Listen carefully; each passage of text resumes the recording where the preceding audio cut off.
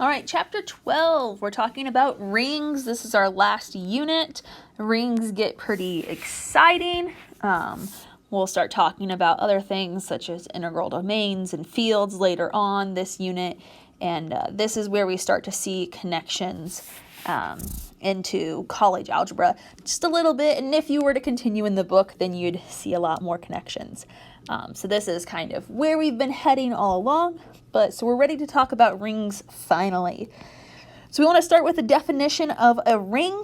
A ring R is a set with two binary operations. So instead of just one operation, we now have two operations. We have addition and multiplication. And so we're going to use notations for addition, A plus B, and multiplication, AB.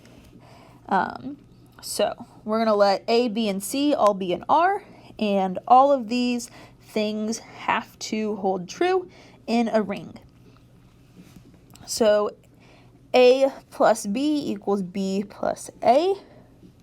So that tells us that we have a commutative addition property.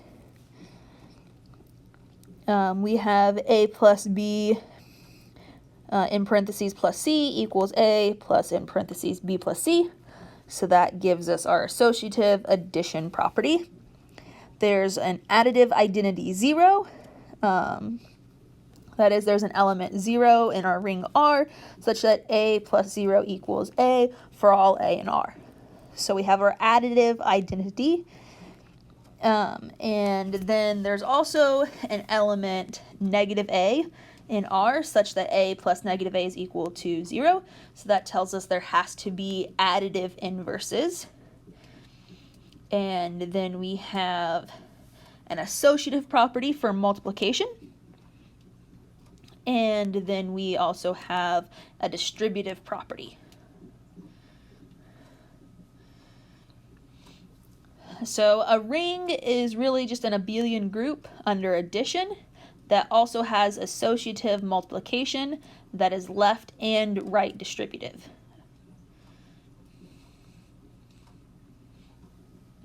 So something important to note here is that our rings are not necessarily going to have a commutative multiplication property.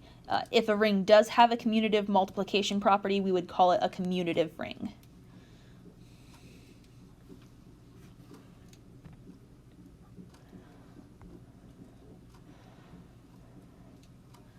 So a ring is an abelian group under addition that also has associative multiplication. That's both left and right distributive. In a ring, multiplication does not need to be commutative. If it is, the ring is called a commutative ring. And in a ring, there does not have to be an identity for multiplication. There just has to be an identity for addition. So we're really thinking about groups under addition and then add in those two properties about multiplication. Multiplication is associative, and we have left and right distributive properties. Now, we want to think about what happens if we do have a multiplication identity. So a unity in a ring is a non-zero element that is an identity under multiplication.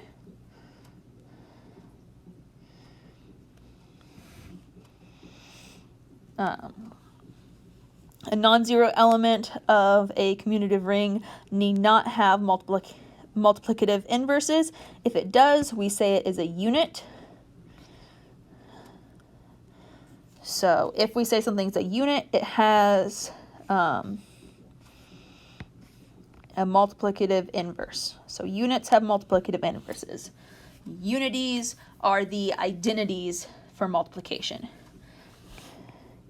So a unity is identity under multiplication. A unit is something that has a multiplicative inverse.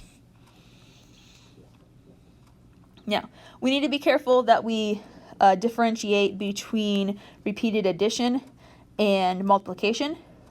So to differentiate between repeated addition and multiplication of two ring elements, we will use n times a to represent repeated addition. So we're using that multiplication dot there in the middle instead of just writing NA. Because NA would be multiplication within our group, within our ring.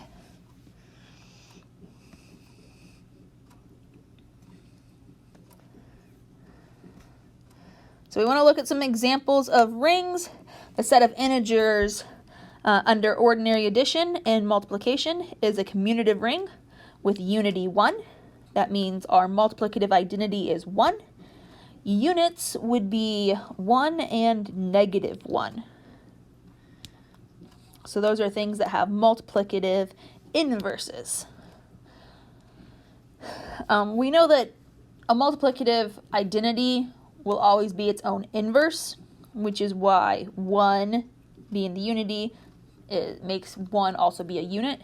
-1 we can take times itself. -1 times -1 is equal to 1. So -1 is its own inverse. So those are the two units of that group.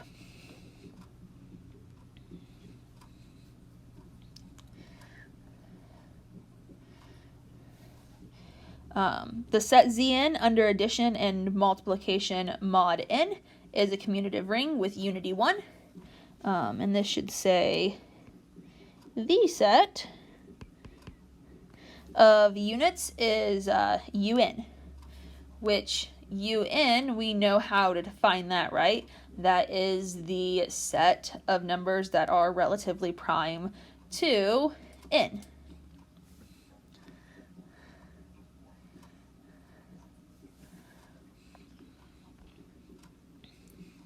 Our third example that we're going to look at is the set Z, and that should be X in there, not N. Let me white it out first. I'm sorry that I've got some typos in here, guys. So this should be Zx of all polynomials in the variable x with integer coefficients under ordinary addition. Multiplication is under ordinary addition and multiplication, and this is a commutative ring. It has unity f of x equals 1. So this is a slightly different example than what we've been working with. So we can start working with polynomials. Under addition and multiplication, we know how to work with polynomials. We know how to add them. We know how to multiply them. So this is going to be a commutative ring. Unity is going to be f of x equals 1. So our multiplicative identity is f of x equals 1.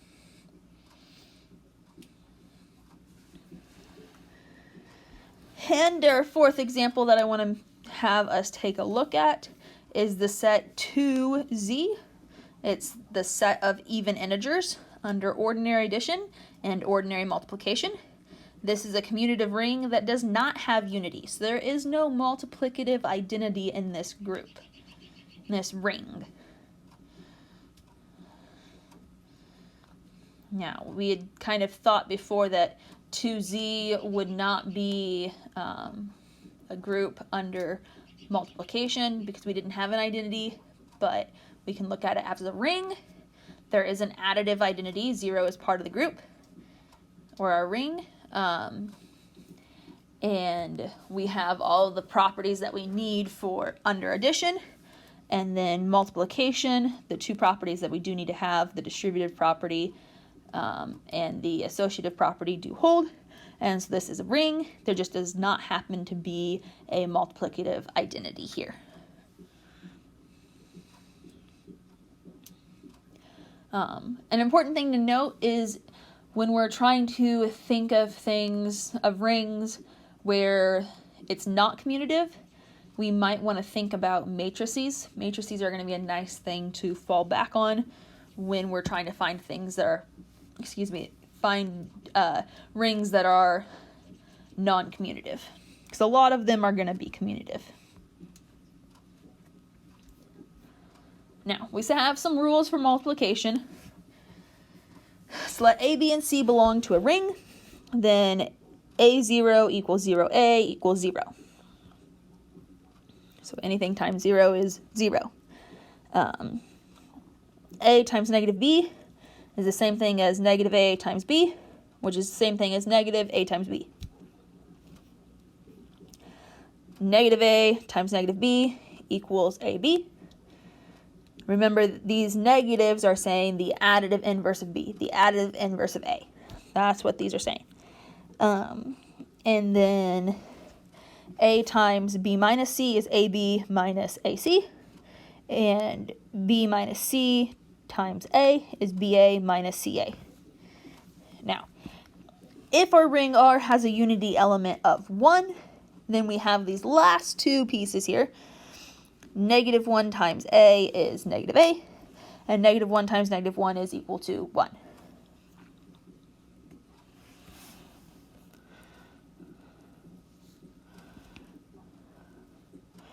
Now, it's important to note that if a ring has a unity, it is unique. So there's only ever going to be one multiplicative identity.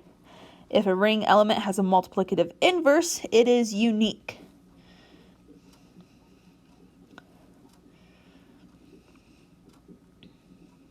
And those two things should kind of make sense and kind of fall into place from our knowledge of groups as we're expanding our knowledge of groups into our knowledge of rings.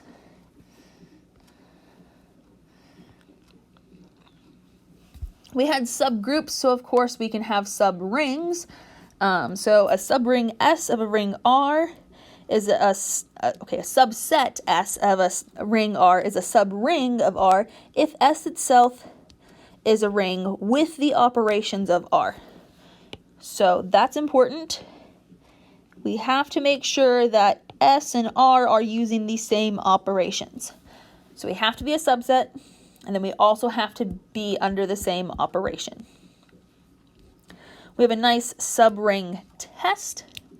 So a non-empty subset S of a ring R is a subring if S is closed under subtraction and multiplication. That is, if A minus B and AB are in S whenever A and B are in S. So really, whenever we're trying to show that something is a subring, first show that it's a subset, show that it has the same operations, and then show that these hold true. A and B are in S, show A minus B is in S, and AB is in S.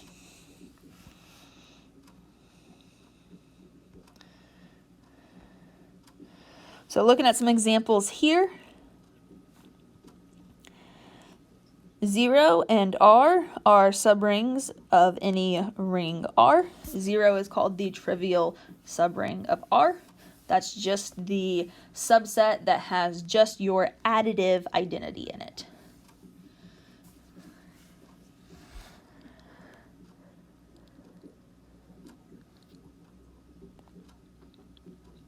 If we look at our next example, example 6, we have the subset 0, 2, and 4. It's a subring of the ring Z6. And it's important to note here that although Z6 has a unity of 1, the subring actually has a unity of 4. So we don't have to have the same unity. We don't have to have the same multiplicative identity. And you can quick check that with 0, 2, and 4, that 4 would be your multiplicative identity.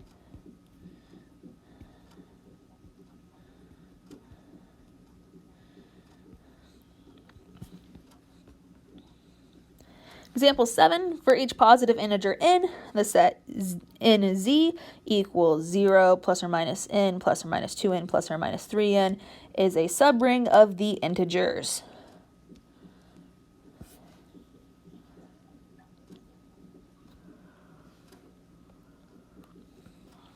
The set of Gaussian integers, which is zi, which is equal to the set a plus bi, so our complex numbers as we would normally think of them, is a subring of the complex numbers. So these are going to be specifically integers, a and b. Our complex numbers in general, any real number can be a, any real number can be b. We call them Gaussian integers if we have specifically integers for a and b.